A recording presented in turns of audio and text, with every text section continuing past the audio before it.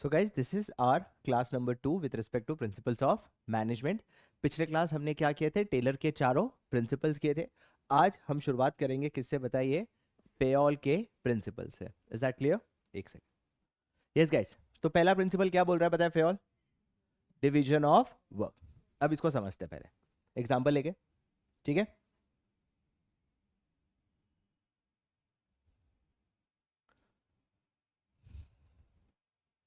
इसको एग्जाम्पल लेते हैं, एक होटल बिजनेस। कौन सा बिजनेस? मेरे को ना रेस्टोरेंट खोलना था। बहुत लोगों को अहमदाबाद में जब भी आते हैं एक ही लगता है कि पहला दिमाग में स्टार्टअप कौन सा आता है? रेस्टोरेंट। अहमदाबाद है, खाने पीने के शौकीन है। ऐसे देखा जाता है कि इंडिया में एवरेज 7 दिन में एक बार खाते हैं। गुजरात का अलग है, कम से कम साथ में 2 या 3 दिन एवरेज। और अहमदाबाद तो उससे भी अलग।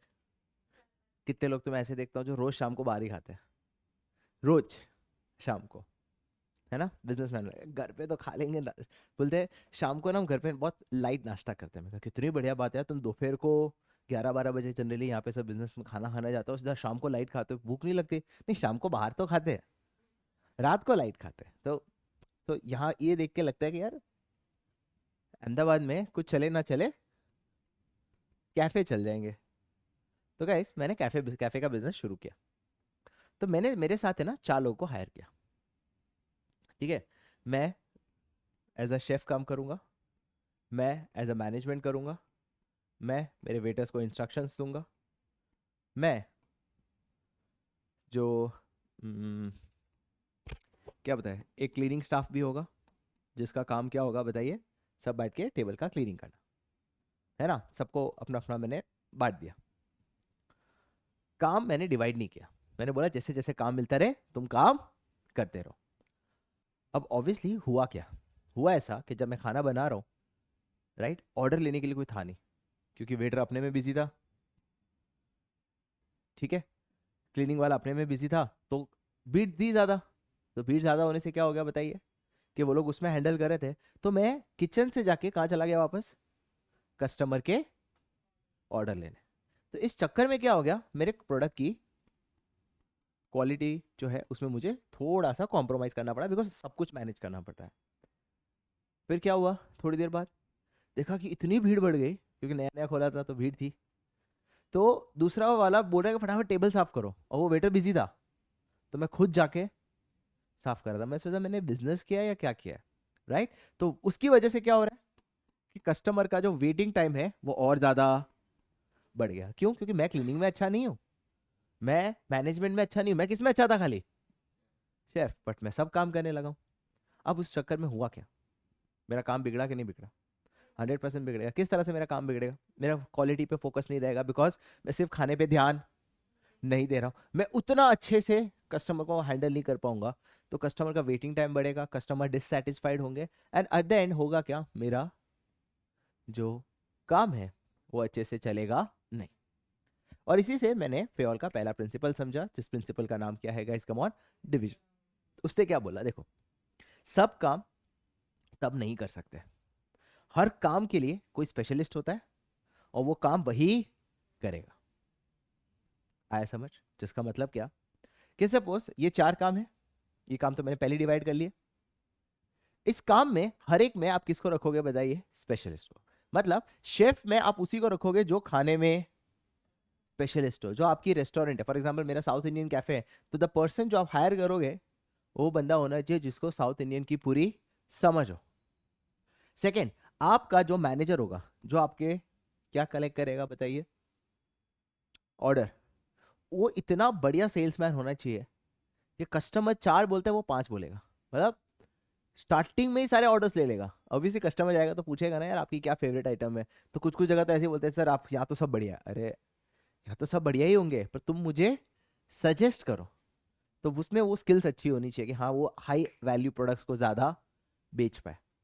तीसरा, वेटर है, तो वेटर का काम इतने फास्ट होना चाहिए कि भाई फटाफट क्लीनिंग कर सके। वो हमेशा देखना, तुम अच्छी जगह जाओगे ना, वो वेटर अपना सारा चीज़ें लेके ही घूमता है, फटाफट साफ, next ready, right? And last है वही वेटर, सॉरी, वेटर का काम है सारे यूटेंसिल्स लेगा, और उसके बाद जो क्लीनिंग का काम है उसके लिए अलग डिपार्टमेंट रखो। मतलब हर काम को पहले डिवाइड करो, और हर काम में किसको रखो बताइए? स्पेशलिस्ट। सर स्पेशलिस्ट मतलब हर काम में मुझे क्या प्रोफेशनल लोग चाहिए? नहीं, स्पेशलिस्ट मतलब जिस काम में वो सबसे बेस्ट है। तो फिर आपका जो सारा काम है वो कैसे होगा बताइए? Most efficient manner. इसी काम को हम क्या बोलते हैं guys? Come on, division of work. क्या होता है डिवीजन ऑफ वर्क? ध्यान से सुनो, देखो क्या लिखा है। पहले काम को क्या करो बताइए? दिख रहा है सबको कि जूम करो? और फिर भी डिवाइड होगा। पहले काम को क्या करो बताइए? Divide into what? A smaller, छोटे छोटे टास्क में डिवाइड करो। देन उस पे हायर किसको करो बताइए? किसको हायर करोगे? स्पेशलिस्ट। अब उससे होगा क्या? इससे आपको क्या अचीव होगा? स्पेशलाइजेशन। क्यों? क्योंकि सेम एफर्ट्स पे आपकी प्रोडक्टिविटी क्या होगी बताइए? ज्यादा। अरे मैं खाना बनाने में अच्छा हूं, मैं कस्टमर से ऑर्डर लेने में अच्छा नहीं हूं, मैं उतना भी एफर्ट लगाऊं पर मैं उतना अच्छे से ऑर्डर नहीं ले पाऊंगा कंपेयर टू अ पर्सन जो मैनेजर है। राइट? तो जिस काम के लिए आप स्पेशलिस्ट रखोगे उतने ही एफर्ट्स में उसकी प्रोडक्टिविटी क्या होगी बताइए? ज्यादा। Is that clear? समझ आया? इसीलिए हर ऑर्गेनाइजेशन में अलग अलग डिपार्टमेंट होते हैं। प्रोडक्शन डिपार्टमेंट अलग होता है, मार्केटिंग अलग होता है, फाइनेंस अलग होता है, एडमिनिस्ट्रेशन अलग होता है, और वो एक दूसरे में टांग नहीं अड़ाते। सर आपको ये तकलीफ है, आप हमारे कभी होटल बिजनेस में फोन लगाओ, रेस्टोरेंट में जाते हो ना, वो क्लियर बोलते हैं आपको कुछ काम है, सर आपको क्या काम है? मुझे ऑर्डर खाने का ऑर्डर देना है। तो रिसेप्शन वाला लेगा? नहीं। उसके वो नवरा भी बैठा हो तो भी वो नहीं लेगा। वो क्या बोलेगा? मैं आपको इसके लिए फूड डिपार्टमेंट को पे ट्रांसफर कराता हूँ कॉल। क्यों? क्योंकि सर उसके लिए वो स्पेशलिस्ट है। आपको कुछ यूटिलिटी चाहिए, उसका एक नंबर अलग है। तो we go to room, why the departments are different? Because हर काम के लिए उन्होंने एक स्पेशलिस्ट बिठाया है जो उस काम को बेस्ट तरीके से कर सकता है। Is that clear guys? इसको, इसी प्रिंसिपल को क्या बोलते हैं guys? Come on, division of work. कोई डाउट? राइट, चलिए अब हम करने वाले हैं दूसरा प्रिंसिपल, जो कि है अथॉरिटी एंड रेस्पॉन्सिबिलिटी। चलो इसको ना थोड़ा सिंपल एग्जांपल से, सर हर बार क्या कैफे रेस्टोरेंट, चलो सिंपल एग्जांपल लेके समझते हैं। सर ये अथॉरिटी और रेस्पॉन्सिबिलिटी में क्या फर्क है? ठीक है। अब क्या हुआ कि जब मैं 11th में था या 12th में था, तो मेरे को बहुत इच्छा होती थी कि मैं अपने क्लास का क्या बनूं? मॉनिटर। तुम्हारे में होता है अभी भी ये मॉनिटर मॉनिटर? नहीं, इच्छा। अरे मजा आता है ना ऐसे चुप कराने में सबको, राइट? तो मेरी बहुत इच्छा होती थी क्या? क्लास मॉनिटर बनने की। तो मुझे टीचर ने अलाउ किया कि जब टीचर बाहर जाती थी उसने पहली बार मुझे चांस दिया। क्या बनने की बताइए? Class monitor. तो मैं तो बन गया एकदम, मैं तो दबंग स्टाइल में बन गया। हाँ सर आप, मैम आप जाओ, मैं क्लास में सबको चुप कराऊंगा, एकदम डिसिप्लिन मेंटेन कराऊंगा। ठीक है, राइट? तो सपोज एक स्टूडेंट होगा वीर, थोड़ी बातें कर रहा था, एक बार प्यार से बोला, दूसरी बार मैंने उस पर क्या कर दिया बताइए? चिल्ला दिया। ठीक है, फिर तीसरे पे तो कुछ अलग ही लेवल पे, कोई अलग ही भाषा में मैंने उसको बोल दिया। तो जैसे ये हुआ, वो लोगों ने कंप्लेन कर दिया मैम को, और मैम ने बोला कि तुझे ये पावर किसने दी है? तेरे को बोला क्लास में शांति रखवाने की, तेरे को ये सब पावर दिया नहीं है। मैंने कहा ठीक है, आपने मुझे पावर नहीं दी। तो मेरी सटक गई। मैंने बोला कोई बात नहीं मैम, अगली बार आप बनाइए। तो अगली बार फिर से मौका आया, वो कहते हैं ना पेशेंस रखने का, राइट? तो मैंने पेशेंस रखा, अगली बार मौका आया, मैंने कुछ नहीं बोला। मैंने बोला तुम लोग को जो करना है करो, जितनी आवाज करना है करो, मैं कुछ नहीं करूंगा। तुम लोगों ने इतनी आवाज की कि जो मैम थी, जो ग्राउंड फ्लोर पे थे, वो सीधा थर्ड फ्लोर पे आ गए और सीधा मेरे पे चिल्लाने लगी। क्या बोला? कि तेरी रिस्पॉन्सिबिलिटी थी इस क्लास को शांत करने की, तूने शांत क्यों नहीं किया? मैंने बोला मैम, क्या आपने मुझे पावर दिया? क्या आपने पावर दिया इन लोगों को चुप कराने की? तो सर अगर आपने पावर ही नहीं दिया और खाली मेरे हाथ में क्या थमा दिया, तो क्या मैम मैं काम अच्छे से कर पाऊंगा? नहीं। आप मुझे पावर नहीं दे रहे हो, सिर्फ रेस्पॉन्सिबिलिटी दे रहे हो, तो काम अच्छे से नहीं होगा। वो आपका जो भी टास्क है वो मैं अच्छे से कर। मैम ने समझा, हाँ यार बच्चे की बात तो सही है। मैम ने बोला, क्लास में ही बोला, अब ये जो करेगा तुम सबको सुनना पड़ेगा। ठीक है, मैम बोल के गई। अब अगले दिन वापस बना, पहले आवाज वीर ने की, पास में गया, सटाक करके एक मारा। ये आवाज करना नहीं। ठीक है, दो लड़ रहे थे, मैंने बोला पावर दी है मैम ने, तो तुम ठीक है, और एक दो जन है, दोनों को भी सटाक, बात तो मुंह से बात ही नहीं चल रही, हाथ ही चल रहे मेरे, और बच्चे कुछ बोल नहीं पा रहे क्योंकि पावर दे दिया। अब यहाँ पे क्या हो, मैम ने आके बोला कि बेटा तूने ये तो क्या कर दिया, तेरे को रेस्पॉन्सिबिलिटी जितनी दी थी उसके सामने तेरे पास पावर बहुत ज्यादा आ गई, और इसकी वजह से तूने अपने पावर का क्या कर दिया बताइए, मिसयूज। अब इससे हमने क्या सीखा, दो चीजें सीखी। ऑर्गेनाइजेशन में ना हर एक को पावर देनी जरूरी है, क्योंकि बिना पावर दिए आप काम अच्छे से नहीं करा पाओगे, वो जरूरी है। क्योंकि विदाउट पावर सिर्फ उसको रेस्पॉन्सिबिलिटी दोगे तो वो काम कैसे अच्छे से करेगा। पर पावर इतने भी मत दो कि वो अपने पावर का क्या करे, मिसयूज। दोनों के बीच में क्या होना जरूरी है, बैलेंस। दोनों के बीच में क्या होना चाहिए, बैलेंस। इस तरह की बैलेंस होनी चाहिए कि वो अपने पावर का मिसयूज भी ना करे और काम भी अच्छे से हो जाए। ये बोलना आसान है, इसको इम्प्लीमेंट करना बहुत मुश्किल है, इसमें बहुत ज्यादा ट्रायल एंड एरर होता है। समझ आया? इसलिए देखो मैं इसको थोड़ा प्रैक्टिकल एग्जांपल से भी बताता हूँ। ऐसा नहीं कि सर आपने तो क्लासरूम वाला एग्जांपल से तुम्हें समझ जरूर आया, बट इसको प्रैक्टिकली कैसे इंप्लीमेंट करते हैं वो भी समझो। जैसे फाइनेंस डिपार्टमेंट होता है, अब फाइनेंस डिपार्टमेंट में भी आपको फंड सैंक्शन करना पड़ता है। अब हर जगह थोड़ी अंबानी पैसा लेके घूमता होगा और देने बैठता होगा, नहीं ना, उनकी एक डिपार्टमेंट है जिस डिपार्टमेंट को क्या बोलते हैं, फाइनेंस डिपार्टमेंट। अब क्या सारी फाइनेंस डिपार्टमेंट में जो फंड को प्रोसेस कराना है वो क्या पूरा सीएफओ के पास भी होगा? अब समझो मैं सीएफओ हूं, तो क्या सारी अथॉरिटी मेरे पास ही होगी फंड देने की? नहीं ना, वरना तो हर थोड़ी थोड़ी में एम्प्लॉय आएंगे, सर चाय का पैसा दो, स्टेशनरी का पैसा दो, तो क्या मैं यही काम करने बैठूंगा? नहीं ना। तो मैंने क्या किया है, लेवल्स बिठा के रखे। सबसे ऊपर मैं, बी सी डी। इसका काम क्या है, छोटे मोटे एक्सपेंस को ऑथोराइज करना। इसकी मैक्सिमम अथॉरिटी है कि वो एक महीने में कितना पैसा सैंक्शन कर सकता है, 5। और अब ये उसकी रेस्पॉन्सिबिलिटी है कि 5,000 तक छोटे छोटे खर्चे सही तरीके से होने चाहिए। इसकी रेस्पॉन्सिबिलिटी 1 लाख तक दी कि सर कोई इवेंट्स हो, कोई ऑर्गेनाइजेशन में इवेंट्स हो, तेरे पास अथॉरिटी है, पर मैक्सिमम कितनी अथॉरिटी है, 1 लाख, और तो वही काम के लिए रेस्पॉन्सिबल है। बड़े अप टू 1 CR, बी कोई बड़ा प्रोजेक्ट डालना हो, बड़े रॉ मटेरियल को पेमेंट करना है, वेंडर को पेमेंट करना है, सब किसकी अथॉरिटी होगी, खाली B, and he will be responsible. और इसको अबव 1 करोड़, मतलब कोई एक्सपेंशन करना हो या बहुत बड़ा काम करना हो तो ही मेरी जरूरत पड़ेगी। देखो अथॉरिटी को डिवाइड किया, क्या पूरी अथॉरिटी इसको दी, वरना ये अपने पूरे पावर का क्या कर देता, मिसयूज। हर जगह पावर के साथ साथ रेस्पॉन्सिबिलिटी दोनों चीजें दी है। इसका मतलब अगर कोई 50-100 रुपए का खर्चा हुआ हो और उसमें कुछ गलत हुआ हो तो कौन, किसको पकड़ूंगा मैं, डी को। आया समझ, राइट? इसी को हम क्या बोलते हैं guys, come on, authority and responsibility. Is that clear guys? चलिए इसको हम पढ़ते हैं अब नोट से।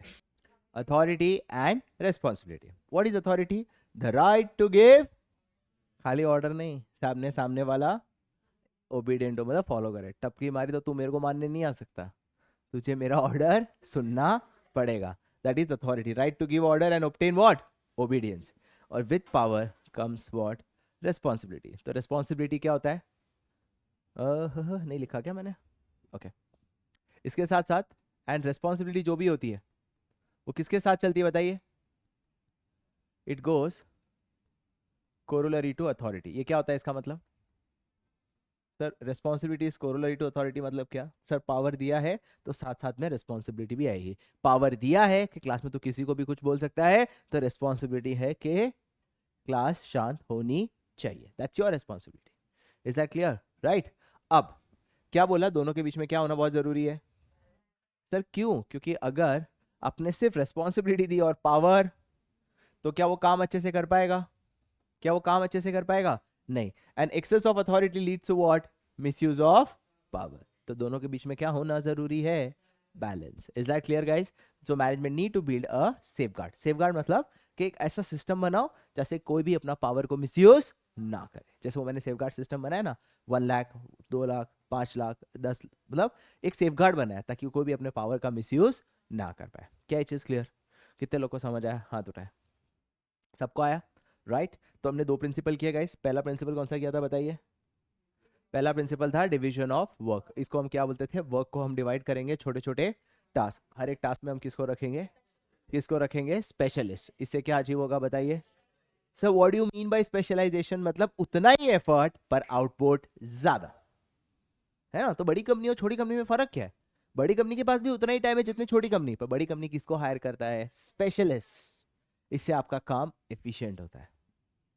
Is that clear? दूसरा क्या था बताइए? दूसरा क्या था? अथॉरिटी एंड, अथॉरिटी मतलब right to give and order and obtain obedience. Is that clear guys? क्या अथॉरिटी एंड रिस्पॉन्सिबिलिटी समझ आ गया?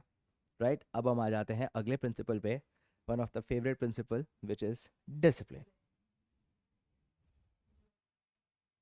क्या पढ़ने वाले हैं बताइए? हमारा दूसरा प्रिंसिपल, डिसिप्लिन।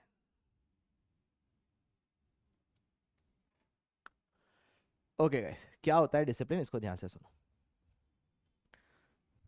सी, एक ऑर्गेनाइजेशन में ना, कहते हैं कि the organisation which has good discipline, very high chances है कि, कहते हैं कि एक ऑर्गेनाइजेशन में बेस्ट टैलेंट को हायर कर लो। एक ऑर्गेनाइजेशन में टैलेंट ओके है पर डिसिप्लिन भर भर के लगा दो, सक्सेस के चांसेस किस में? द डिसिप्लिन वाले, राइट? बिकॉज डिसिप्लिन आपको क्या करवाता है पता है? हो सकता है जो स्किल्ड वाला है वो एक बार में बहुत अच्छा काम कर लेगा, पर डिसिप्लिन नहीं होगे तो काम में डिटोरिएशन आता है। ये लोग काम मीडियम ही करेंगे, पर डिसिप्लिन के साथ करेंगे तो वो अपने आप कंपाउंड होकर एक बड़ा काम बन जाता है। इसलिए पेयोल कहता है डिसिप्लिन होना बहुत जरूरी है। अब डिसिप्लिन किस में होना बहुत जरूरी है? एम्प्लॉय में। हम यहाँ पे पढ़ाई की बात नहीं कर रहे, हम यहाँ पे organisation, guys I am very strict to organisations, उनके रूल्स और ये सब, जिससे तुम अपने आप को रिलेट कर पाओ जब तुम कहीं जाते हो, राइट?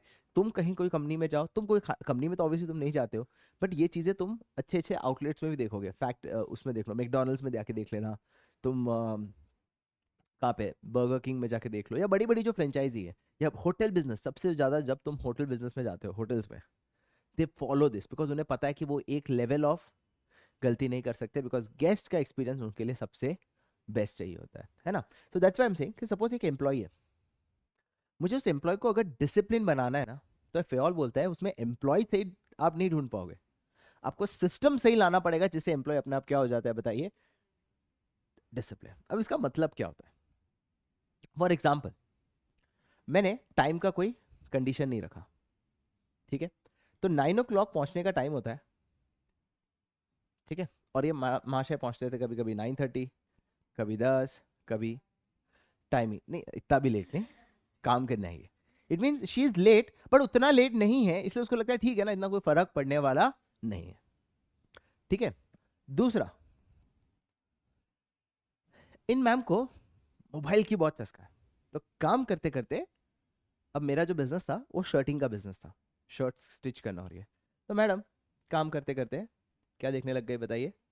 मोबाइल। मैं तो बार बार देखूंगा नहीं, तो मोबाइल देखने के चक्कर में क्या हो जाता था, कुछ कुछ शर्ट्स मेरे कंप्लेंट्स में आने लगे कि वो बहुत ज़्यादा क्या होने लगे बताइए? क्या होने लगे? डिफेक्ट। ऐसा क्लियर? और तीसरा, एक और ले लेते हैं। तो इन भाई साहब का क्या प्रॉब्लम था? काम में फोकस नहीं। ये मैडम का क्या इशू था? टाइम पे नहीं आ रहे, राइट? एक और प्रॉब्लम ले लेते हैं कि ये जो मोहतरमा है, राइट, ये, इनका काम था पैकेजिंग करना। क्या काम करना था? पैकेजिंग करके डिस्पैच करने का काम जो होता है वो इनका होता है, राइट? अब यहाँ पे ये बेसिकली, इनको ना पैकेजिंग जनरली शाम को होते हैं, राइट? और इनको 6 बजे निकलने का हमेशा होता है कि आओ कितने बजे, जाने का 6 बजे। तो लास्ट लास्ट मोमेंट पे ना ये काम को बहुत ज्यादा फटाफट कर लेती थी, मतलब जो एक स्टैंडर्ड सिस्टम होता है पैकेजिंग करने का वो फॉलो नहीं करती थी। इसकी वजह से क्या हो रहा था? इशू किस में आ रही थी बताइए? प्रॉपर पैकेजिंग नहीं हो रही थी, शर्ट्स खराब हो जाते थे, अगर पैकेजिंग अच्छे से नहीं करोगे तो डिलीवरी में खराब हो जाते थे। तो ये 3 सारे इश्यूज मैंने फेस किए, और यहीं पे आके, और ये होता है कि नहीं होता है? हर छोटे या मीडियम कैसे बिजनेस में ये सब तकलीफें आती है, प्रोडक्ट टाइम पे नहीं पहुंचता, प्रोडक्ट डिफेक्टिव निकलता है, और पैकेजिंग अच्छी नहीं होती, बहुत सारी ये प्रॉब्लम्स आती है। और ओनर हर जगह ध्यान दे सकता है क्या? क्या ओनर पूरे टाइम ध्यान देगा तो मोबाइल यूज कर रही है कि नहीं? नहीं, राइट? और इसीलिए ऑर्गेनाइजेशन में कहता है कि अच्छा सुपीरियर रखो, और अच्छा सुपीरियर सही इंस्ट्रक्शंस देना चाहिए, क्लियर इंस्ट्रक्शन। क्या क्लियर इंस्ट्रक्शंस होना चाहिए? कि डिसिप्लिन में एक क्लियर इंस्ट्रक्शन दे दो कि एम्प्लॉय जो है बाय शार्प 9:15 को आ जाना चाहिए, ठीक है? और सर अगर कोई 9:15 को नहीं है तो एक बार चलेगा, 2 बार चला लेंगे, 3 बार आपको मेल करना है। तो आपको क्लियर इंस्ट्रक्शन है, फर्स्ट बार 1 महीने में 1 बार आप लेट हुए कोई कुछ नहीं कहेगा, दूसरी बार आप लेट हुए कुछ नहीं, तीसरी बार आपको क्या किया जाएगा, मेल, एंड चौथी बार आपकी हाफ डे की salary cut. This is a clear instruction. Clear? Second, clear ये जैसे ही प्रोडक्शन हाउस में जाओगे यहाँ पे आपको क्लियर लिख देना है कि आप मोबाइल यूज नहीं करोगे, और गलती से आप पाए गए तो पर डे आपका चार्ज है 500 rupees. Mobile are not allowed to be use at the time of production. और तीसरा, पैकेजिंग। तो पैकेजिंग के टाइम मैंने ना एक चेकलिस्ट बना दिया कि पैकेजिंग में आपकी ये 3 चेकलिस्ट आपको देखना होता है जब भी एक प्रोडक्ट पैकेज करो, राइट? और जैसे ही आप करते हो आपको क्या करना पड़ेगा, टिक। ये चीज आपने अगर ऑब्जर्व की हो, कभी होटल में क्लीनिंग वाले आते हैं ना, राइट, एवरी डे हर रूम जब वो क्लीन करते हैं, जैसे पूरा रूम क्लीन कर दिया उनके पास एक चेकलिस्ट होती है, उनको वो टिक करना होता है। बेडशीट ठीक कर दी, हाँ। टॉवल सब चेंज कर दिए, हाँ। आपने सोप वोप लगा दिए, हाँ। शैम्पू लगा दिया, हाँ। बाथरूम क्लीन कर दिया, यस। ये सब चेकलिस्ट उनको हर दिन हर रूम के बाद चेकलिस्ट करनी होती है। क्यों? क्योंकि छोटी गलती हो जाती है। तो यहाँ पे मैंने क्या बना दिया बताइए, एक चेकलिस्ट। अब guys this will automatically ensure कि मेरे ऑर्गेनाइजेशन में क्या मेंटेन रहेगा बताइए, डिसिप्लिन। क्यों? क्योंकि जो एम्प्लॉय लेट आता है उसको पता है यार एक बार जाने देंगे, और एक बार जाने देना चाहिए क्योंकि जेन्युइन रीजन हो सकता है गाइस। जरूरी थोड़ी है कि एम्प्लॉय हमेशा टाइम पे ही आएगा। जेन्युइन रीजन है, फाइन, दूसरी बार अलाउ, तीसरी बार मेल कि भाई आप लेट हो चुके हो, तीसरी बार अब ध्यान रखना, और चौथी बार मैंने क्या कर दिया बताइए, आपकी हाफ डे की salary cut. Now this time I had to penalise. हो सकता है 5वीं बार 6ठी बार जो भी करो, क्यों पेनलाइज करना है? क्योंकि अच्छा 1 महीने में आप 4 बार लेट नहीं हो सकते। Is that clear? That's called discipline. Second, इधर तो क्लियर है, कोई इसमें अथॉरिटी नहीं, मोबाइल आप लेके नहीं जा सकते, बस बात खत्म। कोई भी फैक्ट्रीज में अलाउड ही नहीं है। इमेजिन करो गाइस, कहीं भी ये चीजें अलाउड नहीं है। तुम्हें पता है खाने की चीजों में ग्लव्स पहनना कंपलसरी होता है। क्यों? क्योंकि सर आपका एक गलत मेरा बिजनेस, तुम अकेले एक इंसान बड़ी कंपनी को गिरा सकता है। सर कैसे? समझो लिक्विड कोई प्रोडक्ट है, जैसे नेस्ले ने कोई नेस्ले का कोई मिल्क है, फ्लेवर्ड मिल्क। अगर कोई वर्कर काम करते करते, क्योंकि ऑब्वियसली वो मिक्स करेगा, उसने नाखून से कचरा चला गया तो फूड पॉइजन हो गया तो, या कुछ कट होगा, बैंडेज पहना होगा, निकल गया बैंडेज, उसका खून चला गया तो, गलती छोटी सी होगी पर ब्रांड वैल्यू पे बहुत बड़ा इंपैक्ट करेगा। क्या वो छोटा सा भी गलती एक्सेप्ट कर सकते हैं? नहीं, वहां पे डिसिप्लिन है, आपको ग्लव्स पहनना कंपलसरी है तो है। This is called discipline. समझ आया गाइस? तो व्हाट इज डिसिप्लिन? तो डिसिप्लिन का मतलब होता है कि आप चाहते हो कि आपके एम्प्लॉय कैसे हो बताइए, टुवर्ड्स व्हाट, टुवर्ड्स जो भी ऑर्गेनाइजेशन का गोल या अग्रीमेंट। सर अग्रीमेंट मतलब क्या? अग्रीमेंट क्या? अग्रीमेंट हुआ था ना कि तुम्हें टाइम पे आना है, अग्रीमेंट हुआ था ना तुम्हें अच्छा काम करना है, अग्रीमेंट हुआ था ना तुम्हें ग्लव्स पहन के जाना है। आप चाहते हो कि एम्प्लॉय उस पर क्या रहे, ओबीडियंट। किस पे ओबीडियंट रहे बताइए? ऑर्गेनाइजेशन के गोल, और दूसरा एम्प्लॉय के जो भी अग्रीमेंट्स थे, अग्रीमेंट्स हुए थे। Is that clear? For this क्या लिखा है? अगर आप चाहते हो कि ऐसा होना है तो आप पहली बात कैसा रखो, एक अच्छा सुपीरियर रखो, क्योंकि सुपीरियर का काम है क्या इंश्योर करना, क्लियर इंस्ट्रक्शन। जैसे मैंने वहां पे दिए इंस्ट्रक्शंस, समझ आए? They should be good superior at all level. Agreement कैसा होना चाहिए? क्लियर, क्लीन एंड क्लीन नहीं गाइस, क्लियर नहीं, एक सेकेंड ना sir, what do mean by clear and fair agreement? Clear, clear का मतलब ये हुआ कि जो अग्रीमेंट है वो ऐसा होना चाहिए जिसमें एम्प्लॉयर और एम्प्लॉय जब दोनों ये फॉलो करें तो वो फेयर होना चाहिए। फेयर का मतलब क्या? कि किसी की तरफ एक ऐसा नहीं, जैसे मैंने बायसनेस नहीं गाइस, किसी के लिए इतना भी आप वो मत कर दो। जैसे फॉर एग्जांपल अगर यहाँ पे ये रूल बना दूं, ये एम्प्लॉय 1 दिन भी लेट आया तो आधी सैलरी कट, 2 दिन लेट आया 15 दिन की सैलरी कट। सर ऐसे नहीं, जेन्युइन रीजन होते हैं, आपने उसको कंसीडर किया है। जहां एक्सेप्टेबल नहीं है वहां पे रूल्स क्लियर बना दिए, right? Agreement clear and fair रखो। Is that clear? तो एक अच्छा सुपीरियर रखो। सुपीरियर का काम क्या होगा? सही से इंस्ट्रक्शन दे सकता है। दूसरा, अग्रीमेंट कैसा होना चाहिए? Clean and clear and fair, right? I am not sure, मुझे देखना पड़ेगा। और तीसरा मोस्ट इंपॉर्टेंट, जुडिशियसली पेनल्टी को अप्लाई करो। जुडिशियस का मतलब क्या होता है? सोच समझ के पेनलाइज करो, राइट? फॉर एग्जाम्पल, जो मैंने एग्जाम्पल दिया था ना फैक्ट्री में ग्लव्स पहनना बहुत जरूरी है, इधर आप 50 रुपए की पेनल्टी चार्ज नहीं कर सकते। क्यों? 50 रुपए वर्कर के लिए कोई फर्क, ठीक है दे देंगे, छोड़ना ग्लव्स नहीं पहनना सर, आपका नुकसान बहुत बड़ा हो जाएगा, वहां पे पेनल्टी भी इतना लगाओ कि वर्कर सोच भी नहीं सकता, है ना। बट एम्प्लॉय अगर लेट है तो क्या 15 दिन की सैलरी काटोगे? नहीं sir, fair agreement, judiciously apply करो पेनल्टी। फर्स्ट टाइम पे मत चार्ज करो, सेकंड टाइम पे मत चार्ज करो, तीसरे टाइम पे इंटीमेट करो। It is a fourth time जब एम्प्लॉय नहीं सुधरे तो उस पर क्या करो, आधे दिन की सैलरी कट करो। कैसे समझ आ रहा है? राइट तो पेनल्टी भी अप्लाई जब आप करते हो तो जुडिशियसली करो। राइट कितने लोगों को समझ आई है? राइट तीन चीजें क्या बोली, एक अच्छा सुपीरियर, दूसरा अग्रीमेंट कैसा होना चाहिए, क्लियर एंड फेयर, और तीसरा पेनल्टी कैसे अप्लाई करोगे, जुडिशियसली। जुडिशियसली तभी आप ऑर्गेनाइजेशन में क्या कर सकते हो guys, come on, discipline maintain कर सकते हो। Is that clear? जब हर जन अपना कमिटमेंट पूरा करेगा तभी हो सकता है। Now guys this is an example which is very famous, क्योंकि हम इसके बहुत सारे केस स्टडीज करने वाले हैं, और जब हम केस स्टडीज करेंगे तो ऑटोमेटिकली इस तरह की केस स्टडी काफी पूछी जाती है। सर ऐसा है कि हर प्रिंसिपल के बाद केस स्टडी कराओगे? नहीं, क्योंकि अगर हर प्रिंसिपल के बाद करोगे तो ऑब्वियस क्लियर है कि वो वही प्रिंसिपल का होगा। सारे प्रिंसिपल करने के बाद जब हम केस स्टडी करेंगे तो आपको हेल्प करेगा कि अच्छा कौन सा प्रिंसिपल यहाँ पे चूज करना है। दैट इज द रीजन इसका हम लास्ट में प्रिंसिपल्स करेंगे केस स्टडीज, ये ध्यान रखना। तो गाइस ये क्या बोलता है, अगर वर्कर कमिट करता है ही और she will work for extra hour without any pay to revive the company from losses. बेचा वर्कर क्या बोल रहा है, अच्छा कंपनी बापड़ा लॉस में है तो अपने बिना पैसे के काम कर लेते हैं। तो सर क्यों वो इतना दिलदार बन रहा है? क्योंकि जब कंपनी प्रॉफिट में आएगी तो वो क्या एक्सपेक्ट करेगा कि थोड़ा पार्ट मुझे भी दे, तेरे बारे में इतना सोचा, यही कमिटमेंट वो एक्सपेक्ट करेगा। तो यही वो कह रहा है कि एम्प्लॉय शुड ऑल्सो कमिट कि वो अपनी वेजेस या सैलरी बढ़ा देगा जब कंपनी किस में आएगी, बताइए। दोनों को अपना कमिटमेंट देना पड़ेगा तब जाके ऑर्गेनाइजेशन में डिसिप्लिन होगा, अदरवाइज एम्प्लॉय डिसिप्लिन होगा क्या? नहीं। कितनी बार सैटरडे को एम्प्लॉय को जाना पड़ता है, संडेज को जाना पड़ता है, करना पड़ता है ना, और एम्प्लॉय कमिटेड होते हैं। पर अगर मैं पगार नहीं बढ़ाऊं तो चलेगा? फिर अगले सैटरडे संडे वो भी आएंगे नहीं, ऑर्गेनाइजेशन में डिसिप्लिन नाम की चीज नहीं रहेगी। Is that clear guys? कितने लोगों को डिसिप्लिन याद हुआ? याद हुआ? मुझे बताइए डिसिप्लिन मतलब क्या, कि आप चाहते हो कि आपके एम्प्लॉय जो भी हमारे हमारे गोल्स हैं, जो भी हमारे अग्रीमेंट्स हैं, उन सबको आप ओबीडियंटली फॉलो करो। जो भी हमारे गोल्स, जो भी हमारे अग्रीमेंट्स है, उसको आप ओबीडियंटली फॉलो करो। अगर आप ये चाहते हो तो पहले अच्छा सुपीरियर हर जगह बिठाओ। अगर आपका सुपीरियर ही लेट आता है, आपका सुपीरियर ही प्रोडक्शन में मोबाइल यूज कर रहा है, आपका सुपीरियर ही ग्लव नहीं पहन के प्रोडक्शन हाउस में जा रहा है, डोंट एक्सपेक्ट कि आपके एम्प्लॉय फॉलो करेंगे। क्लियर? अच्छा सुपीरियर रखो। सेकेंड, अग्रीमेंट कैसा होना चाहिए, क्लियर एंड फेयर।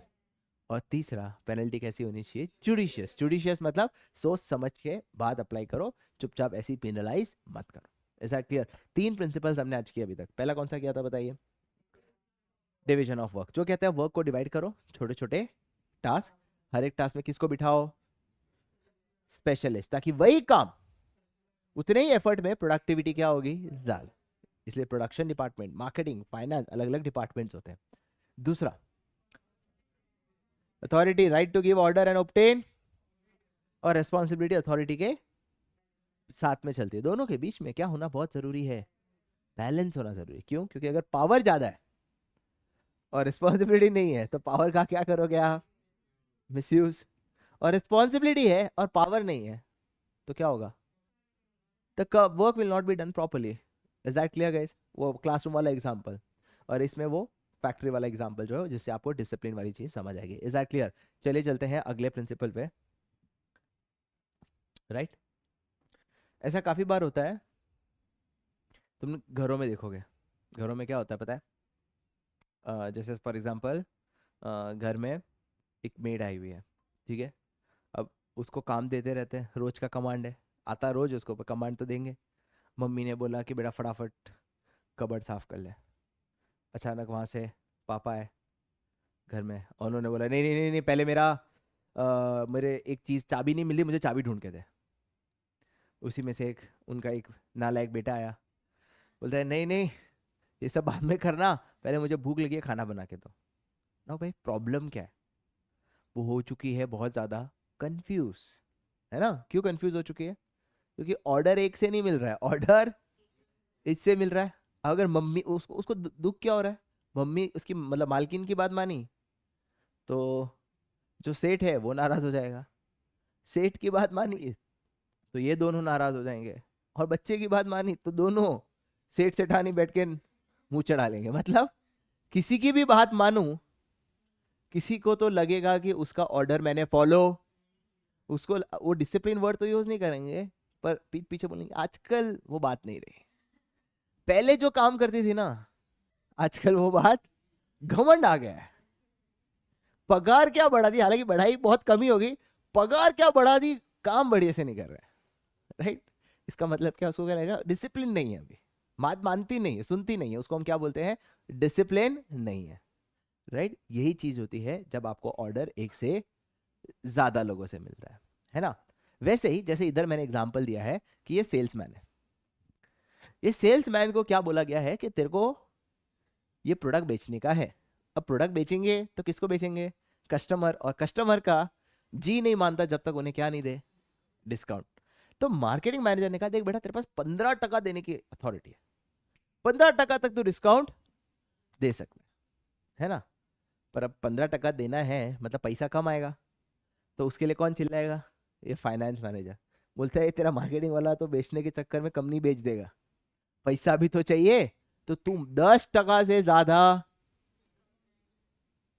10% से ज्यादा डिस्काउंट नहीं दे सकता। तो ऑर्डर एक से मिल रहा है या ऑर्डर एक से ज्यादा मिल रहा है, और बेचारा ये क्या हो चुका है बताइए, कंफ्यूज। इसी को कहते हैं यूनिटी ऑफ कमांड, जो कहता है कि एक एम्प्लॉय को ऑर्डर उसको एक ही बॉस से मिलने दो, बहुत सारे बॉसेस से ऑर्डर नहीं मिलना चाहिए। क्यों नहीं मिलना चाहिए, क्योंकि इफ ही और she receives order from one boss, अरे राइट, तो गाइस यूनिटी ऑफ कमांड क्या बोलता है कि एक एम्प्लॉय को सिर्फ वन ओनली ऑर्डर किससे मिलना चाहिए, only from one and one boss. ये पढ़ना आ जाएगा ना, only one and one boss order मिलना चाहिए। तो if he receives order from one boss there will be no confusion, if he receives order from two bosses मतलब एक से ज्यादा, तो होगा क्या, there will be confusion कि भाई किसकी बात सुनूं किसकी बात नहीं। कम उससे होगा क्या, किसी का ऑर्डर फॉलो करूंगा, किसी का ऑर्डर फॉलो, उसे बोलते हैं डिसिप्लिन बिकम्स जियोपार्डी। जियोपार्डी का मतलब ऑर्गेनाइजेशन में कंफ्यूजन रहेगा कि क्या मेरे एम्प्लॉय ओबीडियंट है या नहीं है, इसे क्या बोलते हैं, discipline will becomes what, jeopardy. Discipline will become, एक सेकेंड, जियोपार्डी। किसी ना किसी एक की तो अथॉरिटी को मैं क्या करूंगा बताइए, अंडरमाइन, है ना। फॉर एग्जाम्पल वो पहले कौन सा एग्जाम्पल है, इसका ले या वो मेड वाला, बढ़िया लगा ना सर, ये क्या ऑर्गेनाइजेशन सर, घर की बात करो, पंचायती में मजा आती है ना। अभी वही वाला सिनेरियो देख लो, अभी एक का बात मानी, मैं किसकी बात मानी, समझो रोज मालकिन के साथ ही रहना था, मैंने मालकिन की बात मानी, मालकिन नहीं सेठ की बात मानी है तो मालकिन का जो ऑर्डर है वो मैंने क्या कर दिया बताइए, डिस्टर्ब किया। उसको लगेगा मुझे लगता था कि मेरा ही इस घर में चलता है, मेरी अथॉरिटी को इन्होंने क्या कर दिया, अंडरमाइन। समझ आया, उसको लगेगा अब सुनती नहीं है, मतलब डिसिप्लिन बिकम्स जियोपार्डी। और ऐसा जब ऑर्गेनाइजेशन में होगा तो किसको अफेक्ट करेगा, ऑर्गेनाइजेशन की स्टेप, मतलब उसका अब टिकना उस घर में मुश्किल है, राइट। इसी को हम क्या बोलते हैं, come on, unity of command, जो कहता है कि एम्प्लॉय को ऑर्डर सिर्फ एक ही बॉस से मिलना चाहिए ताकि कोई कंफ्यूजन, अगर एक से ज्यादा होगा तो एक की बात मानूंगा तो एक का ऑर्डर क्या हो जाएगा, डिस्टर्ब, उसका ऑर्डर डिस्टर्ब होगा, उसको क्या लगेगा मेरी अथॉरिटी क्या हो चुकी है, अंडरमाइन। डिसिप्लिन बिकम्स जियोपार्डी, नहीं वर्ड यूज होता, डिसिप्लिन बिकम्स जियोपार्डी, तो ऐसा लिख देना, they will feel that there will be no discipline in the organization which will affect the organization's stability। और एग्जांपल में ये दिया मैंने, is that clear guys, right. ये भारी शब्द तुम सोचो नोट्स में लिखो, भाई साहब तुम्हारी मैम तो, और उसके बाद ये graph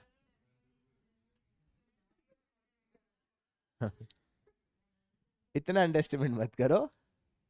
is that clear guys, तो अभी तक हमने 4 प्रिंसिपल पढ़े। पहला कौन सा प्रिंसिपल पढ़ा, डिवीजन ऑफ वर्क, वो होटल वाला, हर एक काम में स्पेशलिस्ट को हायर करो तो उतने ही एफर्ट में काम बढ़िया होगा।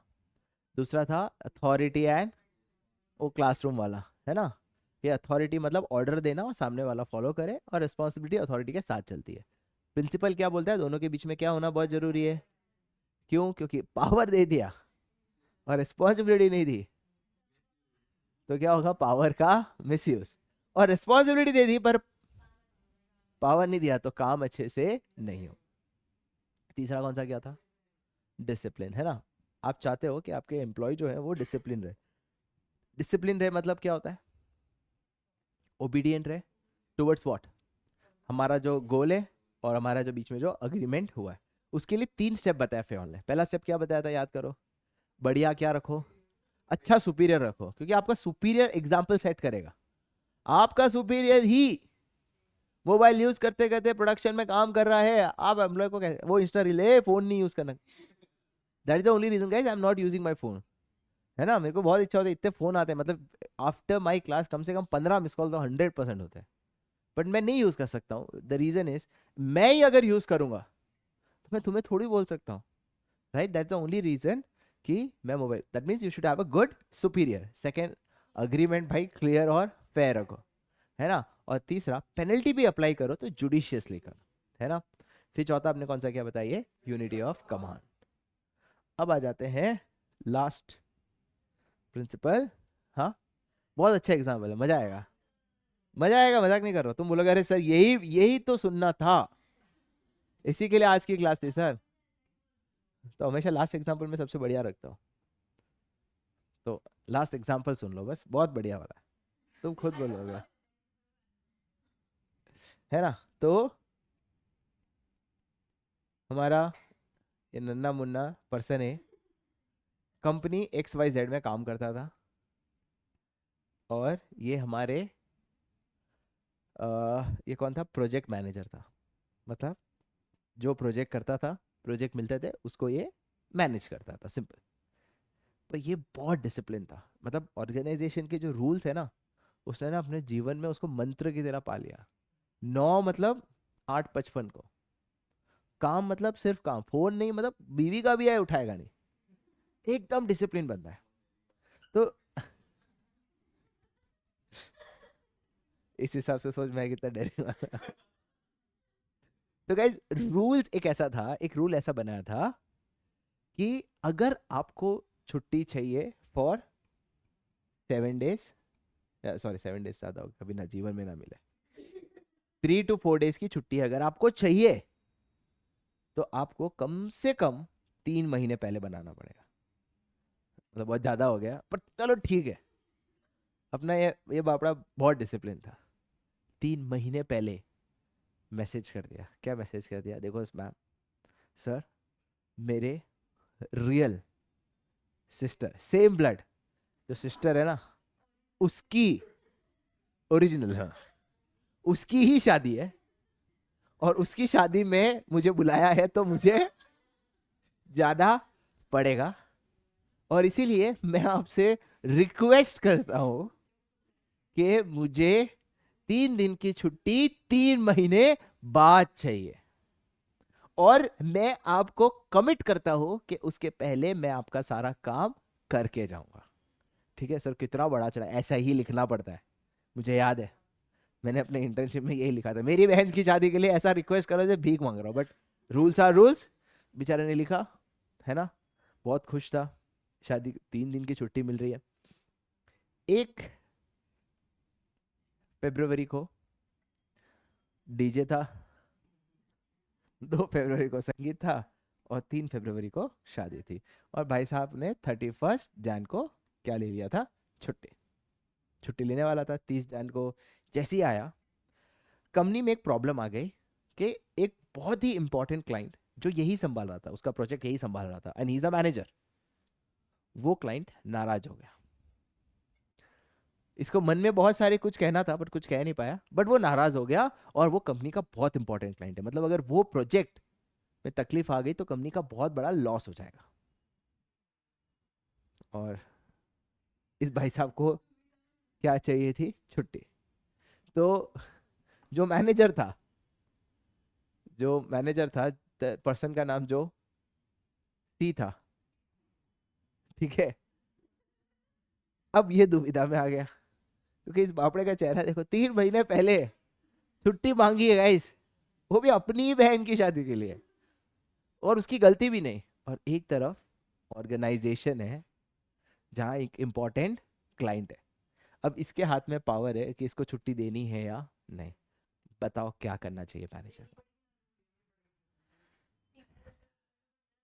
राइट? तो अब समझ गाइस, यहाँ पे क्या कॉन्फ्लिक्ट हो रहा है? यहाँ पे दो लोगों का इंटरेस्ट कॉन्फ्लिक्ट हो रहा है। एक जो है वो है ग्रुप इंटरेस्ट, जो कि है ऑर्गेनाइजेशन का इंटरेस्ट, और एक है इंडिविजुअल का इंटरेस्ट। इंडिविजुअल मतलब एम्प्लॉय का इंटरेस्ट। दोनों एक दूसरे को क्या कर रहे हैं बताइए? कॉन्फ्लिक्ट। और यहाँ पे फेयोल ने कहा कि आपको प्रायोरिटी कब देनी पड़ेगी? जब दोनों के बीच में कॉन्फ्लिक्ट हो। ऑर्गेनाइजेशन गोल के ऊपर, कि ऑर्गेनाइजेशन के इंटरेस्ट को आप हमेशा एक कदम ऊपर रखोगे as compared to individual interest. अब तुम बोलोगे सर ये तो गलत बात है। गलत तो है ही, बट दुनिया कब से फेयर है? हाँ, तो पागल छुट्टी थोड़ी मांगता, भाग जाता हो, right? So they will be guys, मैं चीज़ों को बहुत एग्जैक्ट करके बताया, ऐसा नहीं होता लाइफ में, राइट? लाइफ में दे विल बी चांसेस कि जहाँ पे एम्प्लॉय जेन्यूनली छुट्टी मांगना चाहते हैं, जेन्यूनली कोई रीजंस के लिए वो अपने इंटरेस्ट है, बट आप एज अ मैनेजर को क्या ध्यान रखना है कि किसकी को ज़्यादा प्रायोरिटी देना है? ऑर्गेनाइजेशन के इंटरेस्ट को। सर क्यों? क्योंकि ऑर्गेनाइजेशन का जो इंटरेस्ट है ना, जो ग्रुप का इंटरेस्ट है, वो सभी एम्प्लॉयज़ का मिला के है, और इसका अकेले का इंटरेस्ट है। इसके अकेले के लिए मैं बाकी के इंटरेस्ट को खराब नहीं कर सकता। तो सर क्या किया जा सकता है? तुम बताओ प्रैक्टिकली, अगर ऐसी सिचुएशन आई तो क्या किया जा सकता है? What he can do, he can say देख शादी एक को है ना, तुझे वर्स्ट आफ्टरनून तक तुझे छोड़ दूंगा। वो बोलेगा सर मैं अहमदाबाद में हूँ, शादी जो है वो जयपुर में, फ्लाइट कंपनी की तरफ से आपको एक दोपहर तक पहुंचा दिया जाएगा, प्लस इसके बाद 2 दिन और छुट्टी लेना, मेरी तरफ से कंपनी सारा एक्सपेंस बेयर करेगी। मतलब this is how I am ensuring कि इंडिविजुअल इंटरेस्ट को थोड़ा ज्यादा खराब ना लगे, बट प्रायोरिटी तो पहले किसको देनी पड़ेगी बताइए? Organisation. That is what our next principle, जो क्या था? Subordination of individual interest to group interest. ये क्या बोलता है? खाली हम कंटेंट नेक्स्ट क्लास पढ़ेंगे। ये लाइन का मतलब पढ़ो, सबऑर्डिनेशन। सबऑर्डिनेशन का मतलब क्या हुआ? छोटा। कौन ज्यादा सबऑर्डिनेट है बताइए? Individual towards what? जनरल। मतलब जनरल इंटरेस्ट के सामने इंडिविजुअल इंटरेस्ट हमेशा क्या रहेगा बताइए? छोटा। Is that clear guys? Right. तो आज की क्लास यहीं तक, जिसके अंदर हमने कितने प्रिंसिपल्स पढ़े बताइए? 5। Division of work, authority and responsibility, discipline, unity of command, unity of direction। इतने प्रिंसिपल्स पढ़े, राइट? कैसा लग रहा है चैप्टर? सॉरी, सबऑर्डिनेशन वो टेस्ट कर रहा था मैं। Individual interest to group interest. एक सेकेंड, राइट? चलिए।